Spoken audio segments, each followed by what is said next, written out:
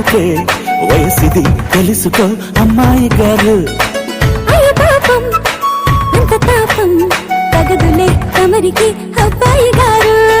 ఆత్రము ఆరాటము చిందే వ్యామోహం తూర్పులో నిట్టూర్పులో అంతా నీ ధ్యానం.